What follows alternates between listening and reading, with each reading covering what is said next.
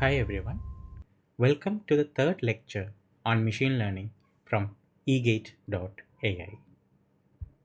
Today we will be looking into few problems based on what we have learned so far.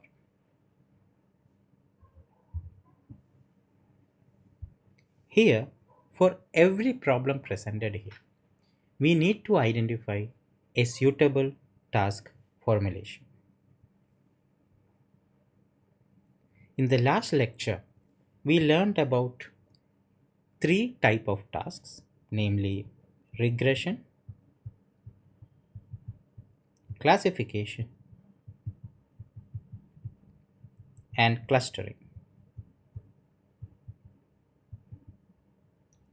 So, our task formulation for the questions that we discussed today will be one of the three. So, let's start with the first question. Predict whether a new patient with a particular disease will survive or not after giving treatment, based on history of survival of patients who has undergone the same treatment. Here, we are given the past history of other patients for the same treatment. So we can definitely perform it as a supervised setting as we already have labeled information. So I will say this task is supervised for sure. Now in supervised, it may either be regression, it may either be classification, but it's definitely not clustering because clustering is unsupervised. So to determine whether it is regression or classification, we will see what are the possible values for our prediction, also known as the target variable.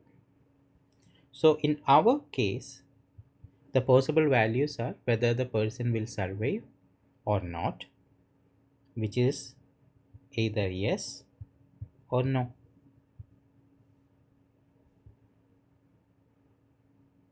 Since it's exactly two discrete values, which means the labels are discrete as well as they are small in number, so I will go with classification.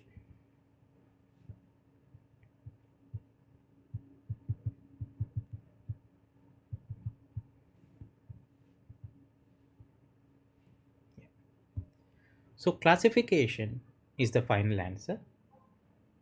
To be more precise, such type of classification is called as binary classification because we have only two possible values for the labels. For the label, sorry.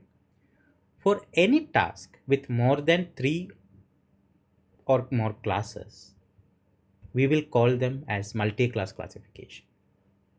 Hence, in this case, we should ideally formulate the task as a supervised binary classification task.